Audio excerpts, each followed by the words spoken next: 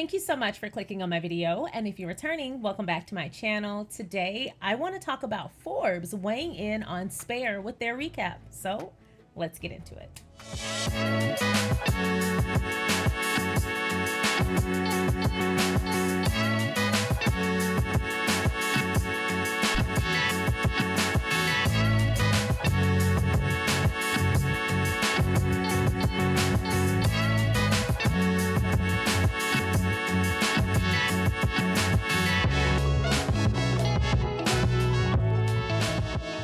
Once again, thank you so much for clicking on my video. If you have not already, feel free to go ahead and like this video, subscribe to my channel, and turn on that notification bell. I want to say a big hello to all the viewers and the subscribers. Thank you so much for watching. I want to curtsy to the royal court, say thank you so much to the YouTube members and anyone else who is supporting the channel. Thank you for all that you do.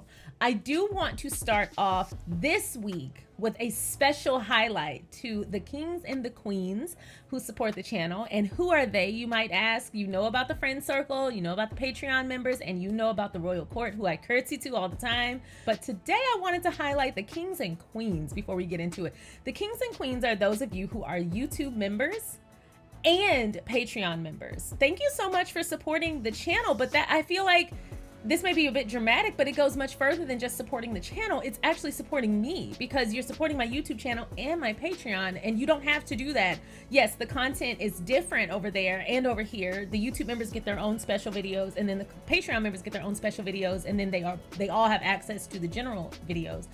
But you don't have to do that, and I do want to just acknowledge you. So thank you so much. You'll see that your section has been added to the closing of Kings and Queens at the end of the video, where I want to acknowledge you specifically, but I want to go ahead and say your name here because I really want to show I appreciate you for everything. So I'm going to start with Leola Brown. Thank you so much. This isn't the first time I've thanked Leola Brown, so she knows she's a regular here. We are always saying thank you to Leola. I want to say thank you so much to Tamiko Hinman. Now, Tamiko, you and I cut up everywhere. We be on Twitter cutting up. We be on here cutting up. Thank you so much for being a member of both. Kathy G, thank you so much. I think you were my first Patreon member when YouTube decided to play you, girl, and shut down my channel because of some trolls. You came right on over to Patreon right away, and I just want to say thank you so much. And Ray Raquel, hi Ray Raquel, thank you so much.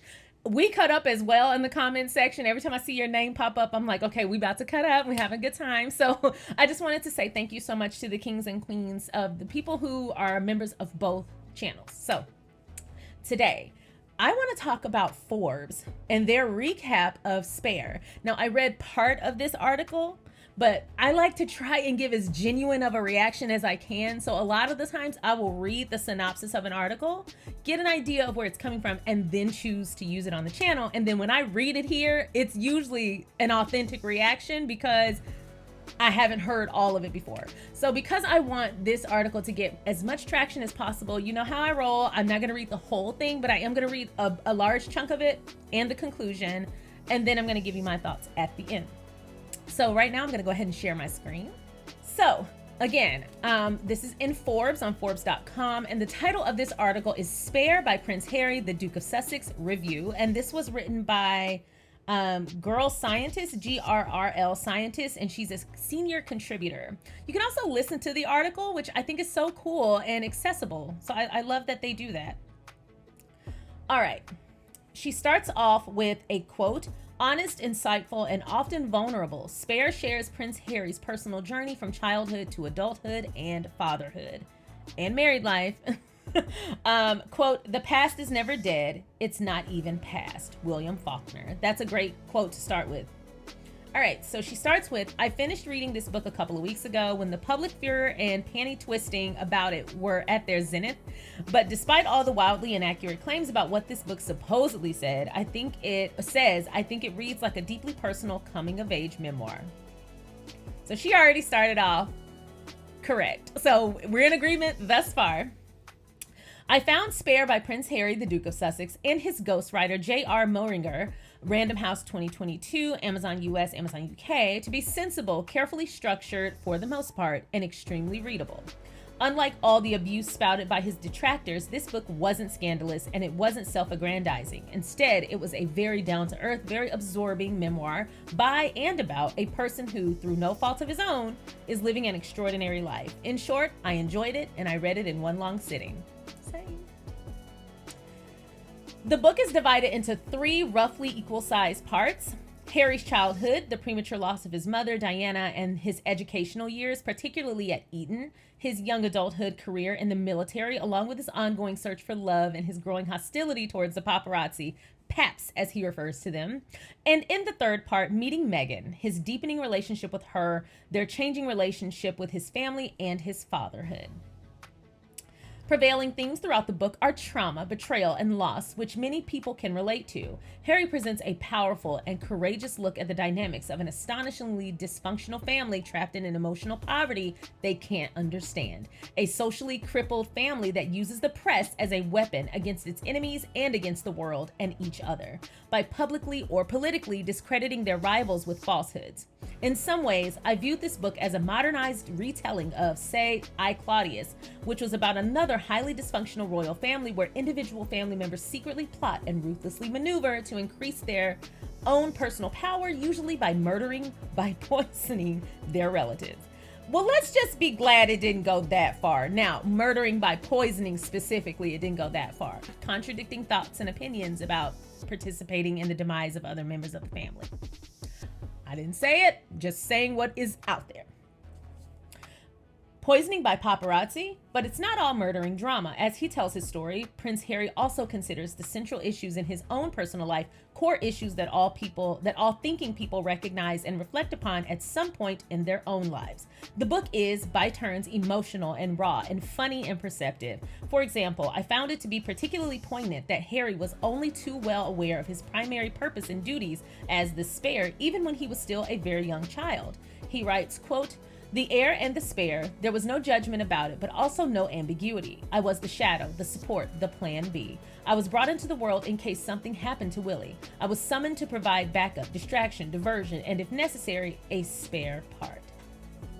Kidney, perhaps, blood transfusion, speck of bone marrow. This was all made explicitly clear to me from the start of life's journey and regularly reinforced thereafter. How much might this peculiar status have damaged Harry's self-esteem? I cannot imagine. Although many of Harry's life experiences are unique, his writing about their effects upon him and his worldviews are refreshingly relatable and insightful. His recollections about feeling misunderstood, invalidated, unheard, and devalued as an individual by his family certainly ring true for me, as I am sure they will ring for many people. All right, so I don't want to ruin the book or the article, so I encourage you over and over and over and over and over again, as many times as I can, to please click on the article. The link is in the description box below, but I'm going to finish with the conclusion so that I can give my thoughts on this. This engrossing book shares details of Harry's childhood, young adulthood, and eventually finding love, but it also details a decisive journey away from loneliness and isolation into a fuller life by relying on the support of others and by discovering strength and vulnerability. It's a coming-of-age story that reflects on the importance of finding one's own identity and being open to new experiences. Highly recommend.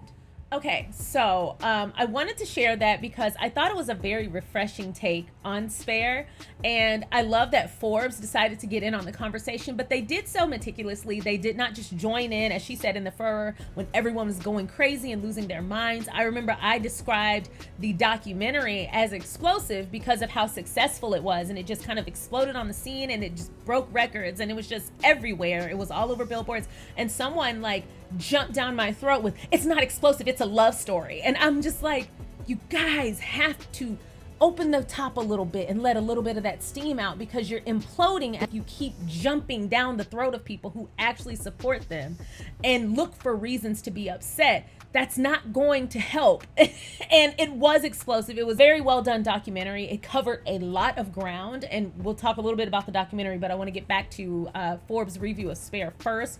But even when Spare jumped on the scene, people were almost like eagerly waiting for like scandal. And that was something that I mentioned in my recaps of like, yes, the segments in different media platforms and those little excerpts they sounded very scandalous taken out of context. But when you put them in context, they make a lot of sense. And even some people were like, why are they giving so much detail? Remember, I talked about that news broadcast in the UK. I can't remember her name. Was it like Rebecca or something? Let me know in the comments. Who was I talking about? I forgot already, girl. I do not hang on to these little weirdos. But even that news broadcast in the UK, their whole angle was he's giving too much detail. It's almost comical. And they were talking about William attacking him, and they called it comical because of the detail. Now, let me just tell you this. If you are ever going to recall an experience and you don't give detail, they're going to shoot holes in your story and say, it doesn't sound true. What about this? What about this? But when you do give detail, they're going to say, it doesn't sound true. It's comical because it's too much. Case in point, the attack against him from William, that has been riddled apart and called William's passion. They have found a way to create a positive angle on assault. So that just tells you in and of itself, people are determined to discredit. And that's why having this in writing is so important. And the fact that Forbes took their time with giving a recap after all the angst was over was very smart, because it comes from a place of not rushing to an opinion, but also deep thought. And the way that the article is written, you can tell a lot of great care was given to not only the recap and the review of the article, but also their perception of who Harry is as a storyteller, as a narrator, and as a writer in general. He definitely poured a lot of authenticity into this. And because of the great care that was put into the article, or that was put into Spare, it was a veritable retelling of a few true experiences that helped shape him as a man. Now, I would like to get my hands on that other 400 pages, but that's for my own selfish reasons. But what we got was more than enough. I just want the other 400 pages because I'm a hoarder. What do you want me to do? I'm a hoarder. I want the other 400 pages so I can be in the know. I'm like slowly making an ascent to be that woman that sits in the window, and every day when I tell you some gossip or some tea, I'll say, now you ain't heard it from me. So that's my life journey, and I'm excited to become her, and she will become me. But I love that Forbes told the truth, where it's been easy to kind of market this book, especially with its title, to market it as something salacious and scandalous and a hit back at the royal family. But like I said before, you can't hit back at the royal family by telling your truth. If he were to hit back at the royal family, he would have come out with stories about them. He only talked about the experiences that affected him. If he wanted to truly hit back, he would have. And I'm not mad if he does. Listen, I've been accused of being biased before. I'm okay with whatever you want to call me, as long as you don't call me a liar, because I don't do anything but tell the truth from my own perspective and from my limited view from this little chair here in the corner of my office. But I do want to make it very clear that this wasn't a hit job. What they were doing as royals in the media were hit jobs. Like, they were making up lies about them. They were exaggerating some semi-truths. They were creating enough ambiguity where people were able to create personalities, entire personalities around two people, and run with it. And none of the things that they fabricated were ever in a positive light. It's like, okay, it's one thing to get things wrong from time to time and have to go back and print a retraction, which they never do, unless they're legally sanctioned to do so. But it's one thing to get things wrong here and there. It's one thing to maybe mistake or misunderstand. It's another thing to fabricate whole ass stories, personas, and scandalous depictions of people. And it's always the same two people. So I'm glad that Forbes took great care and responsibility in giving their recap of Spare, and they didn't waste that space on their website by just joining the murmurs. He went in on the royal family, and he talked bad about the royal family, and how can they ever forgive him? I also really just resent how media at large is forming this opinion of like the royals versus the Sussexes and vice versa, when they have yet to participate in the drama. Nothing that they have done has been drama. Have they spoken their piece? Yes, but that doesn't mean you're part of the drama. I want to bring this back to like an experience most of us, if you've ever been to elementary school or junior high or high school, you've had an experience similar to this. When someone has done something to you, they antagonize you or mistreat you or disrespect you in some way, and you respond from a high level. You respond in general. It doesn't even have to be on the same low level. You're not hitting back. You're not fighting back. You just simply say, I'm placing a boundary here and I'm not comfortable with you treating me this way, or what you're doing is not okay. Whatever you do respond. And people see it as these two people are going back and forth. No, there's a difference between people going back and forth and hitting back and forth at each other, where they're holding equal responsibility. And there's a difference between that and someone attacking or harming or disrespecting or mistreating you, and you responding and placing a boundary. I am a person who believes wholly in earned responses. I will dictate what I do and do not respond to. And I'm glad that they have been very clear about, we are responding to this for this purpose. They haven't said, saw this headline, I want to tell you what my side is. They haven't done that. That's why people like me and other YouTubers are here. We dissect the day to day. But when they go in and they say, I want to put out a project that gives my authentic perception and my experience, they do so with care, and they do so with authenticity. And that's why when people say the royals are going back and forth, I actually do resent that, because they're not going back and forth. It's not back and forth when someone has been attacking you and disrespecting you and mistreating you, dodging accountability, attempting to manipulate you and malign you, and you simply say, stop, the bullshit is enough. It's important to stand up for yourself. I will always tell people, you have to set the boundary, because people are learning how to treat you by how you treat yourself and how you allow yourself to be treated.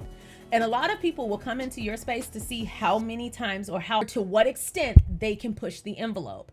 I personally feel like Harry and Meghan trying to handle things in private for so long, it almost sent the message to the royal family like, well, they're never going to go public, so we can continue doing what we're doing, and we can continue to dodge accountability by acting like we don't know what you're talking about, or worse, trying to gaslight them and make them think they're crazy. You're imagining it, darling boy. Darling boy, we would never do that. Darling boy, we've never done that. That is a sick somebody. I almost said SOB, but that's a sick SOB that will do wrong by you, even if it's not intentional. And when you acknowledge like, hey, this offended me, they try to invalidate your feelings.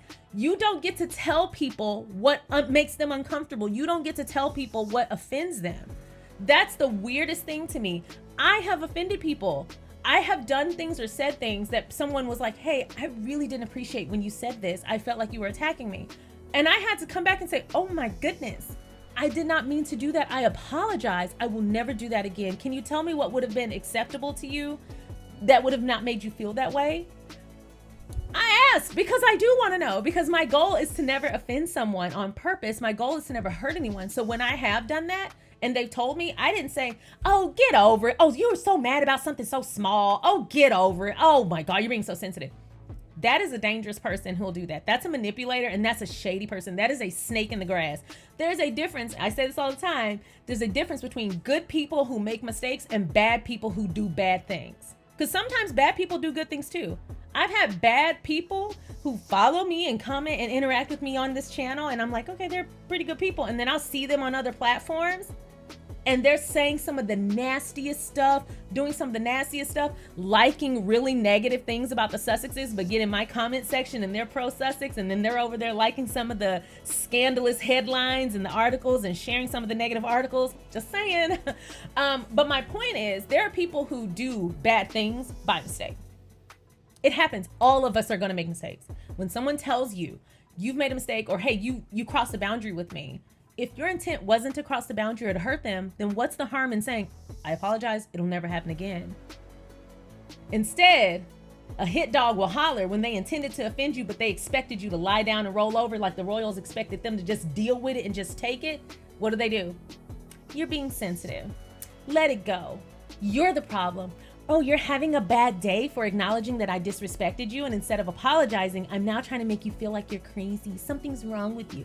People like that are crazy. And I've caught a few of them that try to do it to me, my grown ass. Like, are you crazy? They try to do it to me. And see, the difference between me and a lot of people is I don't mind cussing people out. I'll cuss people out and be sitting there eating grapes. Like, girl, F you and your mama and your... No, I'm just kidding. But no, I have over the years, and a lot of people told me this when I turned 30. In your 30s, you lose a lot of that I just want people to like me mindset. I am not a people pleaser. I am a kind person but I'm not a nice person. I'm kind and gentle, and I treat people with respect. So when I get disrespect in return, it does stick out to me because I don't curate those environments. We don't do reciprocal disrespect in my circles. When people feel like we gonna jab back and forth, oh no, I'm gonna hit you with a haymaker and then I'm going to leave you out of my life. You don't get to come for me and then stay in my life. Intentional harm is a dangerous thing. Like I said, some people make mistakes, and I can tell the difference when someone has overstepped a boundary with me or disrespected me and I've acknowledged it with them, and then they say I'm sorry, or they say, hey, it wasn't intentional, I'll never do it again, or whatever, versus a person who tries to manipulate or invalidate or deflect. That's a person you need to get out of your life. That kind of person doesn't get a second chance with me. You can kiss my ass. And in my 30s, I have gotten way more comfortable telling people, oh girl, kiss my ass and go on. Everybody who was older than me said, in your 30s, you stop taking bullshit. You stop being nice and you start being very real, and you give people earned responses, and you're okay if people don't like you. I could not agree more. I'm like totally fine if people are like, I don't like that you wear your hair like that, then don't watch. I don't like your shelf, then don't watch. I don't like your makeup, then don't watch. Bye. But also further to that point, I'm really serious about protecting the people who support me. Like that's a big deal for me, like a really big deal, because you don't have to. And I know if people are gonna jump fly with me, they'll jump fly with people who are in my comments, and I'm not cool with that. So I'd rather go ahead and nix that bug. If you'll overstep with me, then you'll overstep with people I care about in my comment section. So bye-bye, bye-bye. And so with that kind of self-reflection or just that kind of self-confidence, I'm okay with not being nice. I'm about to be real, but I'm a kind person. I will always treat you with respect and love on you, create a space where you can love on me, and we can just have a mutually beneficial relationship, friendship, whatever it is. But I don't take mess, and I respect people who don't take mess. And when they stood up for themselves with the docuseries and then with the book, I was just kind of like, yes, yes. Because it's not about hitting back a bunch of times. It's hitting with that haymaker, that one good time where you're like, I'm about to dead this. And that's what they did. They were like, we're not going to do a bunch of articles. We're not going to speak through sources and friends of and aides. We're going to come out, show our faces, and say, who the hell you think you talking about? And they talked about it from a first person perspective, gave receipts, gave proof, footage, personal accounts, everything you can imagine. And not one of those people in the royal family have disputed their stories. They've all just said they were wrong for telling them. Here's my question. If you're wrong for standing up for yourself and defending yourself, does that not make the person requiring that of you wrong as well? How is it wrong to defend yourself instead of not wrong for making them defend themselves? I often say, I have had people describe others, especially women. Y'all know how that is. In the workplace, I've had people describe women as defensive. And my first question for always, well, what are they defending themselves against? You can't play defense without offense. What's happening? Who's offending them? Zip. Mum. Never get it again. Because if you're going to say someone is defensive, if you're going to say someone is angry, if you're going to say someone's response was overboard, then why don't you tell me about the initial offense? Let's talk about that. And then I will let you know if I agree. Because here's my thing. You don't get to disrespect, invalidate, deflect, and mistreat people and then judge their response. You don't get to harm people intentionally or unintentionally. You don't get to harm people and then dictate if their response is acceptable. If you step on my foot and I uppercut your ass into space, you can't say I'm wrong. You should have kept your nasty gnarled feet off my feet. If you say, hey, Sharion, I hate your guts, and I say, I don't know, your mama looks like Sasquatch, then you can't be mad at me. You the one opened the door. You can't say, oh, well, that was too far. We were supposed to disrespect based on my own precedent that I set. You can't overstep my precedent. I don't care about what precedent you set. If you offend me and I come back at you harshly, you earned that. That is an earned response. And these were earned responses. And I'm glad that Forbes, being a reputable platform, a very reputable platform, recognized it for what it was. Because too many of these headlines were like, tired of their whining. We talked about the Newsweek headline, tired of them whining. When have they whined? I haven't seen a moment where they seemed kind of like self-pity. I haven't seen a self-pity scene. I'm averse to self-pity. I like to acknowledge when people have been harmed, and I allow space for victims to tell their story, but there's a difference between telling your experience and self-pity. They haven't given self-pity. They've actually maintained their status as being very productive and focused on the goal at hand, even when telling their own story.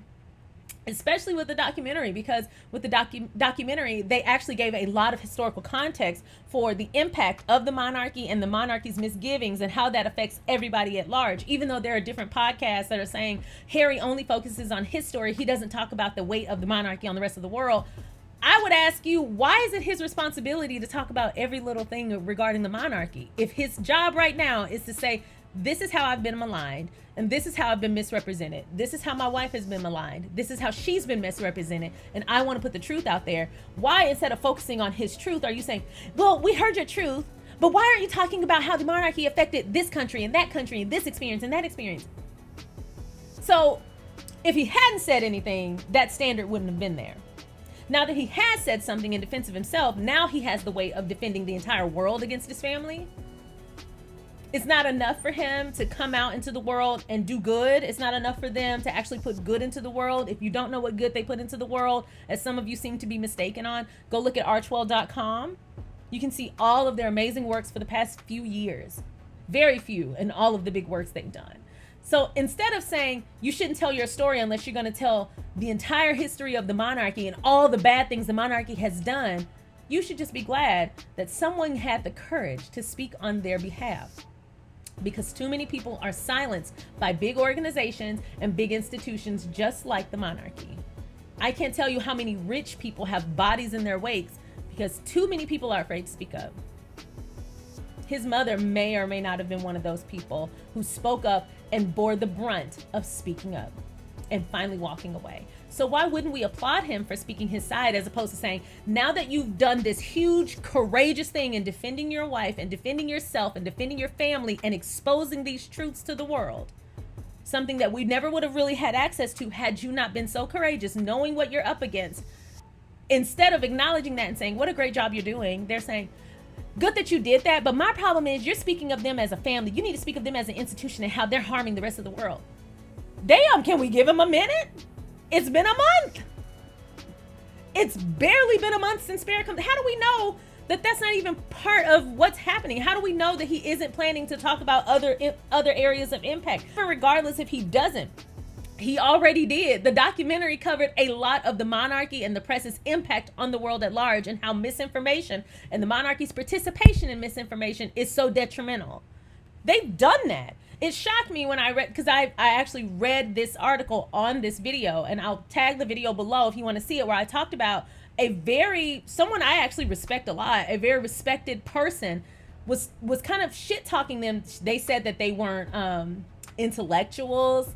What else did they say? They said that they weren't intellectuals, and they also said that Harry is talking too much about his first person experience as a family versus the monarchy's impact on the world. And I just think that's like when you tell a victim, okay, but you told us your story and you exposed this person for the abuser that they are, but why didn't you fight them? Why didn't you hit back? Why didn't you save other people? It's like, was it not enough to do what I did? Because I could have kept my mouth shut and y'all never would have been having this big ask of me. But even aside from that, they did. They talked about it in the docuseries. And that's what bugs me about that particular podcast, as well as people getting in my comments and saying, Sharion, you're a fan, so you don't understand. No.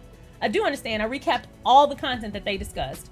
I do understand. And what I understand is they got a synopsis, or they did a quick overview, or they did not dissect it or watch it for real, and they just heard about it, heard what was in it, and gave their raggedy ass opinions on the podcast. And instead of actually being glad that they spoke out and exposed what they did expose, because Liz Garbus don't play that. She directed Harry and Meghan, the docuseries. Liz Garbus don't play that. She definitely included the historical context. That's how I knew those podcasters and those people speaking out did not actually watch the content.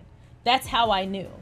And so when people were trying to tell me, Sharion, you're a fan, y'all know my whole modus operandi is I do not stan anyone. I am fans of people and I support people, but I do not have a problem saying when people are wrong or when we don't agree. I do not mind. My issue is their ask of Harry isn't to talk about his experience with his own family as a family. That, well, now he needs to talk about their impact on the world, which they did do in the Harry and Meghan series. But regardless, why is that the ask as opposed to you focusing on what the hell is going on at hand? If you want to expose the monarchy for what they've done, then do it. Nobody's stopping you. Putting all that on one person's shoulder, especially knowing that that is actually his real family, is so crazy to me. And I feel like that's just part of the deflection. We heard him say this, and he did expose this, and there's a lot of good that's gonna come out of that, but he should have did that. Now watch when he does that. Yeah, but he did that, but now he should have did this. Okay, now that he's doing this. Yeah, but he did this, but he should have did that again, plus this, and then. Y'all know y'all have all this time to critique and spectate when you could just be doing it yourself. I want to see you come out with a documentary. Let's see you write an article with research. Let's see you dedicate one of your podcast episodes to exposing the monarchy for what they've done to the rest of the world. Instead of asking this man to go and let have on his family, when he's already done more than enough to tell us who they really are, which is not his job to do, and he was gracious enough to tell us who the hell they really are. Instead of being appreciative of that and their docuseries, which exposes a lot of the things that you claim they didn't, why don't you do some of it? Shoulder some of that weight yourself. A lot of people like to stand on the sidelines and tell you when you're not doing enough. You missed the spot, but their ass is sitting back on their couch eating potato chips doing nothing. So I'm glad they blocked the noise, and I'm glad I can be here to help them block the damn noise, because people who have that kind of issue of it's never going to be good enough and it's my job to always critique and my opinion is always right and whatever you do I don't agree, people like that bug me. Well, I don't say bug me. People like that are easily dismissed by me. If I can see that you're coming from that kind of angle of like, I just want to critique some shit and I want something negative to say, or the contrarians who I just want to say something the opposite, I want to be different. You have to actually have a purpose for what you're saying. What you're saying actually has to be based on something. If you're just saying it because you want to be different, you sound crazy. And that's not something I can salvage. And a lot of times I don't even give people like that attention or anything. But a lot of those people who heard my recap of that podcast episode were like, Sharion, you're a fan, you're not going to see it like that. No, I don't lie about my opinion on things. They did discuss a lot of the same issues that podcast complained that they didn't discuss. They discussed that in Harry and Meghan, the docuseries. And Liz Garbus then did an article talking about it, which we recapped over on Patreon. So it's just not that I'm a fan. It's the fact that I'm not easily manipulated and I don't stand for bullshit. They're looking for anything to be mad about. They talked about their personal experience. Being that they're part of an institution that affects the rest of the world, I would think that's more than enough. But the fact that they did talk about the historical context, hell, Spare talked about how his family's wealth was built on exploitation of slaves, of enslaved people. He talked about that. So it's not like he didn't mention it or acknowledge it. What do y'all want him to do? Outside of what he's already done, he's done enough, because guess what we're doing? We're talking about the monarchy's relevance in current society. We're also talking about the means by which they gained their wealth and their power and influence. And we're also talking about colonialism. I would say a lot of those conversations were spawned by doing exactly what they did. Is that not the goal?